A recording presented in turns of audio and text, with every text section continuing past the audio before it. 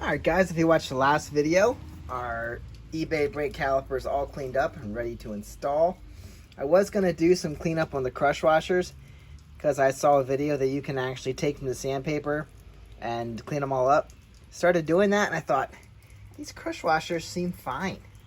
And I've never had an instance where they leaked. So I'm going to use what I have. They're fitting like on the same part. So I don't know, guys. I feel like these are good crush washers.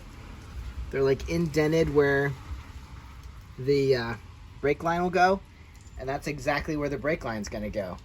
So I'm gonna use them. I think they're probably fine. I also have them installed here because you need them there. So anyway, this should come off pretty easily because it was off recently. So let's make sure my 12mm socket is on reverse. There's one. Get on there. There's two. Now that it fell right off. So there. I don't know. I guess we'll find out pretty quick if this is actually sticking, and that was my problem. That might need a little more cleaning than this one did, or it might need the same service as we did to this one. All right, so that's off. All I gotta do is lift this one up. Hopefully the pads are hard enough. Slide it right on. I guess I really don't need these bolts. I could just pull those bolts out too. Give me a second here. There's one off. And the second one off. Now we basically just stick this right up in there. Line it up with that. And tighten them down in the exact same spot. And then we have to swap the brake line over, which won't be that big a deal. Then we'll fill it with new fluid and bleed it out. That shouldn't be that big a deal. All right, now we're in place. All right. Doesn't seem tight. I don't know why. All right, my bad, guys. The bracket is tight to the fork. It's just the sliding mechanism here with the slides and stuff. All that stuff we cleaned up. That's what's sliding, which is actually what it's supposed to do. So, next thing is to pull the banjo bolt and basically loosen that up. Have this one ready to go on with the two crush washers. Make sure they don't fall and get dirty. All right, so I got my two crush washers to go around the brake line, brake hose. What do I do this to keep it clean? Set it down here, ready to go.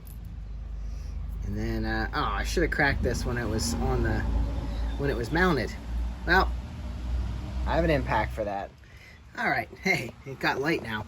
So, basically a little bit of drips from the hose. Real easy to pull that over.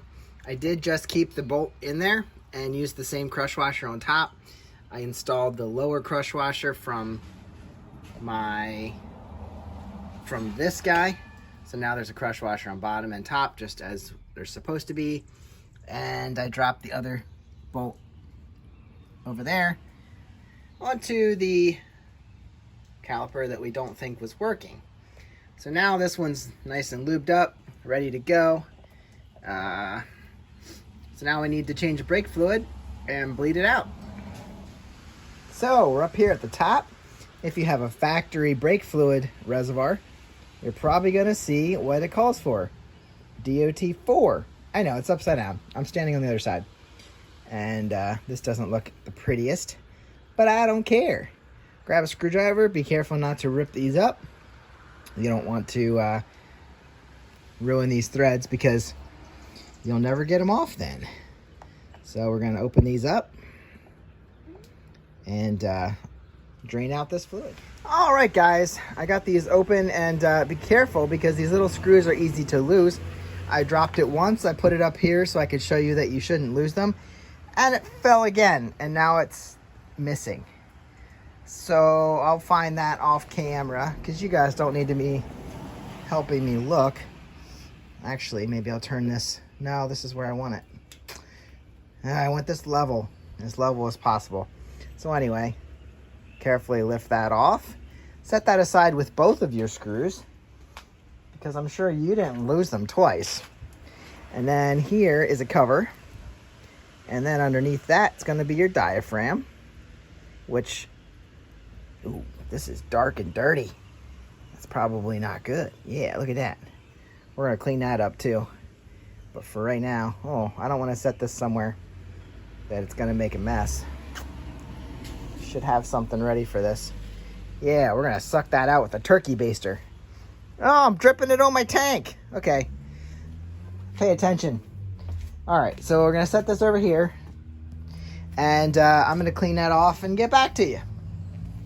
All right, guys, you can find a syringe like this or a turkey baster. This comes in handy for pushing fluid up from the bottom. Not sure that we're going to have to do that. But yeah, with light on this, it doesn't look as bad as I thought. It's pretty dark. So anyway, make sure I can get in there. Yeah, I can get in there. Okay, I have a smaller one if I need to. But what you're going to do here, we're going to fill the reservoir with clean fluid. And then we're going to push all the old stuff out. Well, it's going to be clean going through here. And I want to push all the old fluid out of the line and out of the brake caliper. So what we're doing is filling this bottle. Just get yourself a bottle. Then you can put a lid on it.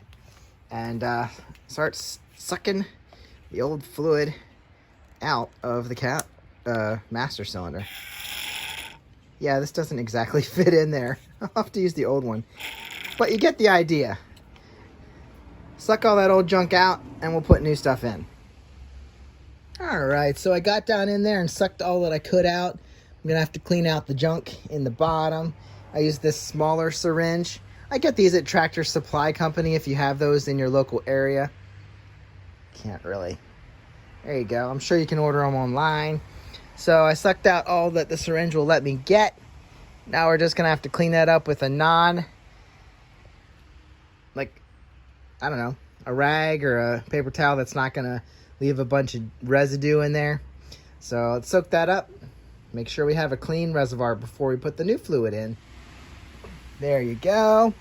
I went in there with a blue shop towel and just basically mopped up what was left.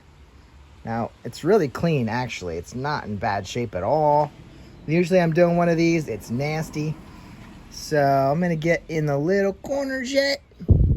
Sometimes I use a Q-tip, but again, there, you got to be careful you're not leaving residue behind. Like, you don't want cotton get down in your lines. So this is probably ready to go. Grab my .4. Soak up a little bit more of this in here. Grab my .4 and fill her up. All right, .4 is in. It's not hard to see the difference. That stuff wasn't terrible. Well, yes. This is, you can't even hardly see this is .4 in there. Look how pretty that brake fluid is. All right, so now for the job. We're going to put the diaphragm back on. And we're going to have to check this periodically to make sure it's not going down too low. Because if it gets too low and it starts sucking air through, we're going to be putting air bubbles in the line. So we need to cover this up so we're not popping it out and getting it all over my paint, which is actually Rhino liner, so it probably wouldn't be a problem. But for most of you, your tank's going to be painted. Anyway, we got to push this .4 down through the line and push out all the dirty. There's dirty fluid in this line, and it goes the whole way down to the brake caliper. And the brake caliper is mostly empty because I was working on it. So we're going to push all this stuff down through and get all the old brake fluid out of the hose. So like I said, I'm going to put the lid on so we don't have to deal with stuff spouting out. On the bottom here, we're going to stick an 8mm wrench. Yep, that's the 8 on here, so we can pop that open and close. Now you can't see that now. Let me show you this quick. This is where our brake bleeder nipple is. Cap's off right there. You can get that out of the way. And then let's see, this is my big line. Need to get my little line out of there. Which one? Little line slides on here. Actually, the big one might work better. No, now I did this. Okay, I did this without my wrench. My wrench goes on here, and we're going to crack that. I should have one that's not so big. And then our line is going to slide onto the nipple so we can push fluid out of it. Here we go. This is gravity feeding right now. I opened the bleeder, and we're actually getting brake fluid out. I'm not even pushing it. Ooh, look at all that dirt coming through. That is not good. I don't know if that's in the old brake caliper that I got from eBay, or if that is actually coming from my lines. So anyway, there's our old brake fluid coming through. Not liking that. That is nasty.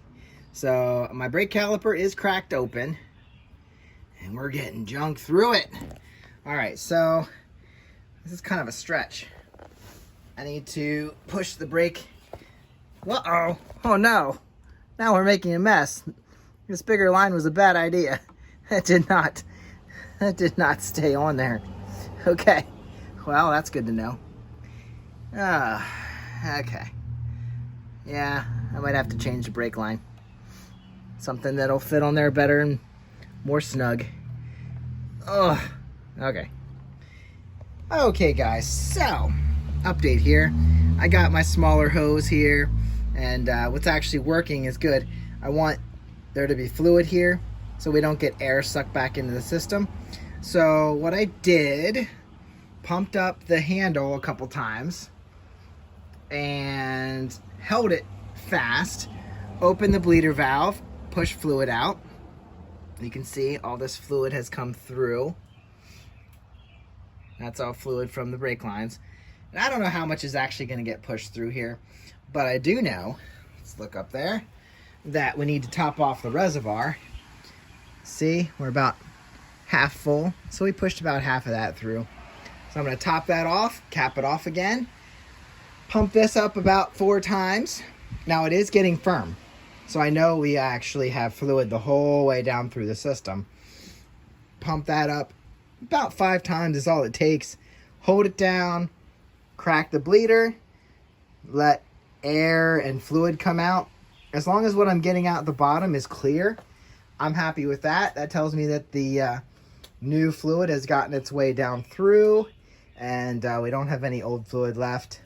And as long as I'm getting firm pressure up on top, and I'm not getting air bubbles when I crack the system, then we're good. So the master needs to be full at all times, or it might suck air down through. All right, so we have not gotten any air out through the system, and everything coming out is clean. We're not getting any leaks other than what I made a mess with.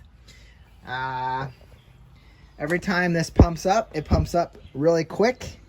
Let's see, right now, 1, 2, 3, 4. I mean, it's already fully pressurized, and we're not sinking to the bar. Can't even push it from this direction anyway. So there's full pressure. I think we're probably bled. No issues. And let's see what we got here. We're still sitting pretty level here. That is totally full. So I think we're done with the brake bleeding and the installation of the caliper. So I'm gonna bleed this one more time. So I pump it up there, I already did. And then at this point, what I do is I pump it up, hold it down, fully pressurized, crack this, let some fluid come out. If there's no air or dirt, as you saw in the beginning, then we're probably good. Let that sink to the bar, push fluid out, shut this, let the handle free, and then I'll pump it back up one more time and should be good to go. I just need to find my screw. I have not seen it down here on the ground. I don't know if it's sitting in here somewhere. So yeah, if you want to help me find my screw, where's Waldo?